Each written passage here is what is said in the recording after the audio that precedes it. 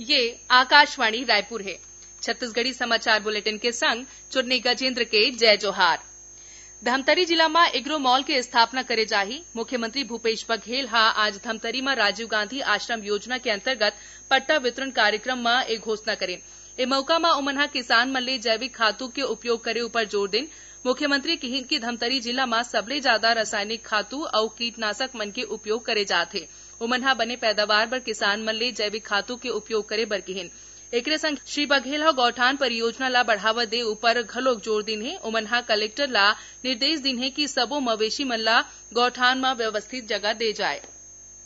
प्रदेश में समर्थन मूल्य में धान खरीदी 1 दिसंबर ले शुरू होही। इला देखत हुए अवैध धान परिवहन के खिलाफ प्रशासन सचेत हो गए है। अब तक 96,500 क्विंटल ले ज्यादा धान जब्त करे जा चुके हैं।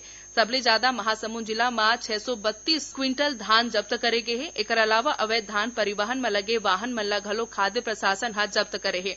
खाद्य मंत्री अमरजीत भगत अधिकारी मन के बैठक लेके सीमा ले लगे राज्य मन ले अवैध परिवहन ला रोके बर पुख्ता इंतजाम करे के निर्देश दे हैं। उहे मुख्य सचिव आरपी मंडल धान के अवैध परिवहन में लगे कोचिया और आने मनखे मन के विरोध में कड़ा कानूनी कार्रवाई करे के निर्देश दे हैं। ओमनहा वीडियो कॉन्फ्रेंसिंग के माध्यम ले जिला कलेक्टर, पुलिस विभाग और प्रशासनिक अधिकारी मन के बैठक लीन है। ओमनहा धान के अंतर्राज्यीय अवैध परिवहन ला रोके बर सीमा ले लगे क्षेत्र मन के संगे संग आने जिला मन में घलोक चेक पोस्ट बना के पेट्रोलिंग करे बर कहिन है। श्री मंडल कहिन है कि धान खरीदी ले पहले किसान मन के रकबा के सत्यापन गिरदावरी के आधार में करे जाए और कस्टम मिलिंग ले जुड़े राइस मिलर मन के धान के स्टॉक के सत्यापन करे जाए। उमनहा धान खरीदी पर किसान मन ला जारी टोकन और किसान मन के फसल के घलोक सत्यापन करे बर कहिन है। छत्तीसगढ़ उच्च न्यायालय दंतेवाड़ा के विधायक भीमा मंडावी हत्याकांड के एनआईए जांच जारी रखे के निर्देश दे हैं। ए मामला में राज्य सरकार के अपील ला हाईकोर्ट ये कहा खारिज कर दिस कि एनआईए एक्ट के अनुसार जांच कर सकते। उच्च न्यायालय के डबल बेंच राज्य सरकार ला निर्देश दे हैं कि भीमा मंडावी हत्याकांड के सबो दस्तावेज एनआईए ला सौंप दे जाए। मुख्य न्यायाधीश रामचंद्रन और पीपी साहू के डिवीजन बेंच ये फैसला सुना है।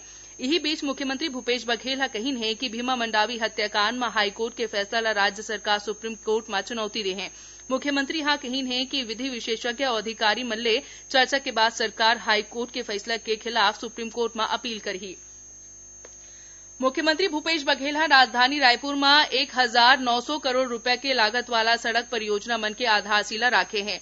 परियोजना के अंतर्गत लोक निर्माण विभाग आने वाले जिला में 13 सड़क मन के विकास करी और मौका में मुख्यमंत्री बताइन है कि कोरबा ले बिलासपुर रद्दा के सुधार और मरम्मत करे बर 30 करोड़ रुपया मंजूर करे के है।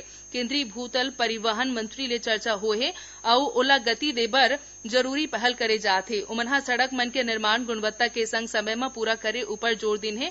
ए मौका में लोक निर्माण मंत्री ताम्रध्वज साहू बताइन है कि प्रदेश में 25 सड़क मन के विकास के काम ला मंजूरी दे गए है।